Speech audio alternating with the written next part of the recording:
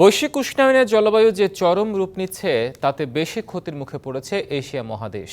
এই অঞ্চলে পরিবর্তনটা ধরা পড়ছে দ্রুত, লাফিয়ে বাড়ছে তাপমাত্রা। এ তথ্য জানিয়েছে জাতিসংঘ। পরিস্থিতি মোকাবিলায় এখনই ব্যবস্থা না নিলে নিকট ভবিষ্যৎ হবে বিপর্যয়কর।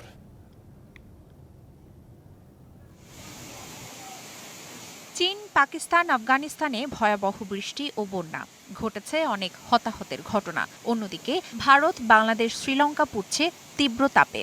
দক্ষিণ এশিয়ার বিভিন্ন দেশ যখন চরম ভাবাপন্ন আবহাওয়ার প্রভাবে বিপর্যস্ত, তখন জাতিসংঘ জানায় জলবায়ু পরিবর্তনের মূল প্রভাব পড়ছে এশিয়া মহাদেশে।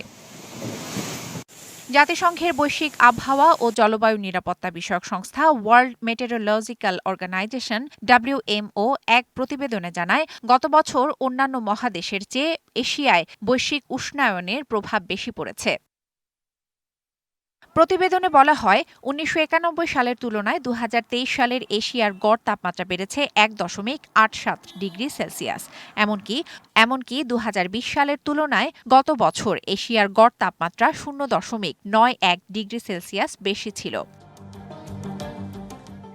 ধারাবাহিকভাবে গড় তাপমাত্রা বৃদ্ধির কারণে দ্রুত গলছে এশিয়ার পার্বত্য অঞ্চলের হিমবাহ, শুকিয়ে যাচ্ছে জলাশয়। এর প্রভাবে অদূর ভবিষ্যতে এই অঞ্চলের পানির নিরাপত্তার ক্ষেত্রে ব্যাপক সংকট সৃষ্টি করবে বলে আশঙ্কার কথা জানানো হয় প্রতিবেদনে।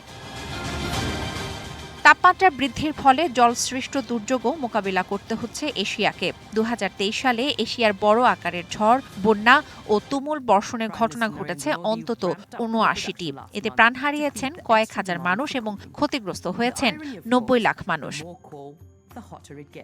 জলবায়ু পরিবর্তন ও প্রাকৃতিক দুর্যোগ মোকাবিলায় এশিয়ার দেশগুলোর আবহাওয়া কর্মীদের যথাযথ প্রশিক্ষণ এবং গ্রিন হাউস গ্যাসের নির্গমন হ্রাসে জোর দেওয়া হয়েছে WMOর প্রতিবেদনে। With over 40% of the new IPCC Bureau এশিয়ার অধিকাংশ দেশের ইতিহাসে ২০২৩ সাল ছিল উষ্ণতম বছর। বিশ্বে খরা, তাপপ্রবাহ, ঝড়, বন্যার মতো বিপর্যয় ঘটেছে। সেসবের অধিকাংশই ঘটেছে এশিয়ার বিভিন্ন দেশে। জলবায়ু পরিবর্তনের গভীর প্রভাব এরই মধ্যে জনজীবন ও পরিবেশের পাশাপাশি বিভিন্ন দেশের সমাজ ব্যবস্থা ও অর্থনীতিতেও পড়েছে। This aligns with my priority of strengthening regional Shobhan Shahmin Disha, DBC news desk.